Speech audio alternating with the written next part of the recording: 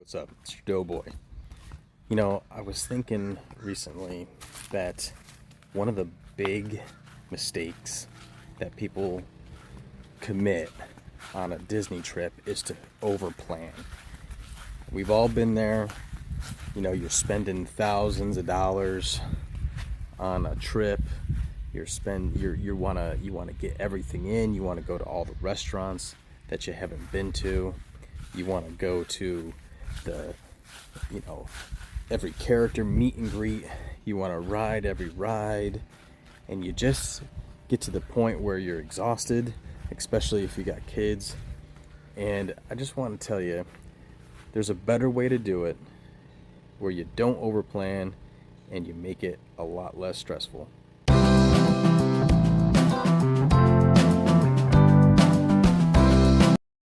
Okay, so what is the psychology around this particular issue? The first piece, and probably most important to most people, is the price. Like, a Disney trip is not cheap. It's not cheap at all. It's super expensive, and even if you are able to get pretty good deals, it's still expensive, right? It's something that is so expensive to this point that sometimes people think, hey, this is probably the only trip I'm going to go on, which would bring me to the next point of, this might be your first time, it might be your last time, it might be both. So that's another psychology piece that you have to think about, is that all of these things are contributing to your your need to get everything in. So you overplan, you overbook. So you want to maximize the value of that expense. And sometimes videos, maybe not like this one, but other vlogging videos and ones that I would also make in the future, they make it worse because you see them, who are people that have gone to the parks hundreds of times. They live right next to the parks. They have annual passes. They go all the time. And they make it look easy, right? There's a lot of editing in the videos, and maybe they're doing lightning lanes. Maybe they know all the tricks already, right?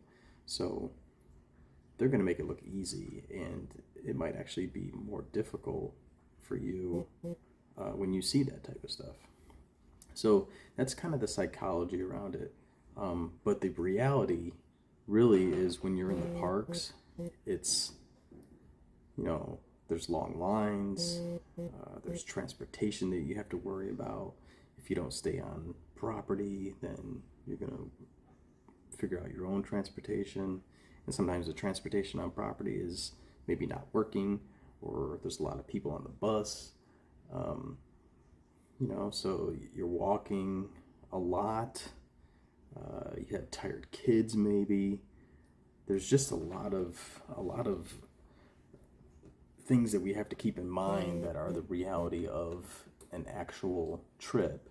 That when you overplan, you're just adding to all of that and making it worse, and it's just kind of crazy. So, which would sort of lead me to one of my last thoughts on the kind of like what happens already in the park, is you get fatigued making decisions, right? So all the way up to that trip, maybe for like a couple weeks, a couple months, maybe 6 months, you've been trying to figure out this trip. You've been writing things down. You've been kind of mentally writing things down, or mentally capturing things. And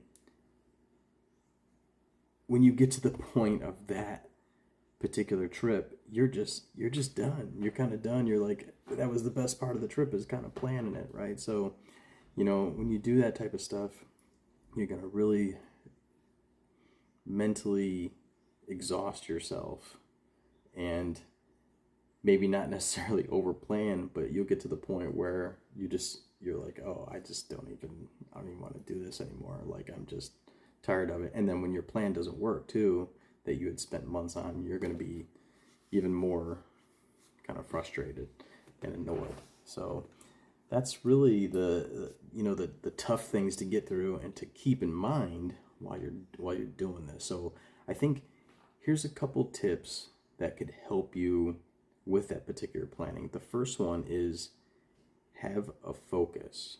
Okay, have a focus.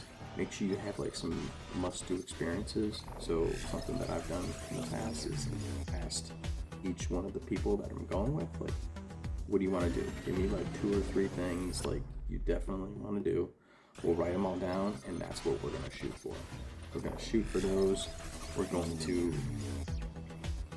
just see if we can get all of them. You might not get all of them. You might not get all of those. So, you can prioritize them, but, that's not going to be that's not going to kill the plan just so you miss 1 or 2 of those things, right? So that's one of them. The other thing is you need some sort of relaxation. Now, if you're just going for a couple days, maybe you don't want to do this because you want to maximize your time.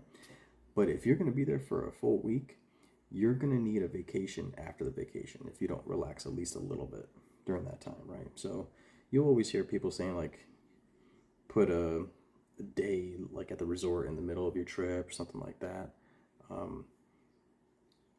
I don't necessarily think in the middle of the trip is necessary. I think you might want to actually try it at the end of the trip, or you might want to ramp up. You might want to start off kind of slow, or go to the park the first day and then sort of slow down for a couple days, and then go to the park and then slow down again, maybe the last day.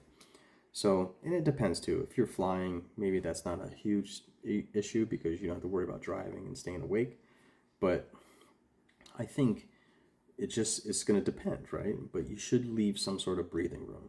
You need to make sure you have something where you're not just going, 100 miles per hour the entire time. Now, some people can do that, and that's fine. And then when you get back home, maybe you'll need another day off of work or something. But you should probably keep some breathing room. I think those are going to be our best trips, is when we have a little bit of breathing room where we can go back to the hotel and relax, get something to eat, even take a nap maybe, and then go back.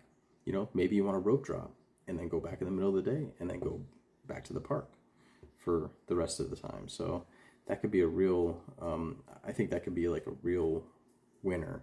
But you definitely have to kind of accept that you're not going to be able to do every single thing on your list, unless your list is kind of small to focus. But when it comes to like those prioritized lists, and you have priority 2 and 3s, you're probably not going to be able to do all of those. So,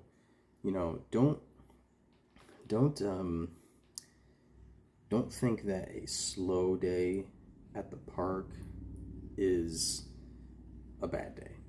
Okay, you could get up a little bit later, go to Magic Kingdom, maybe get a couple rides in, get lunch, watch a parade in the afternoon, and really you could go home after that, or you could stay for fireworks, or you could go back and then come back for fireworks. That's a pretty easy day. Now, if you want to get a little bit more in, yeah, you could pay that little extra price for Lightning Lane, right? You can get Lightning Lanes.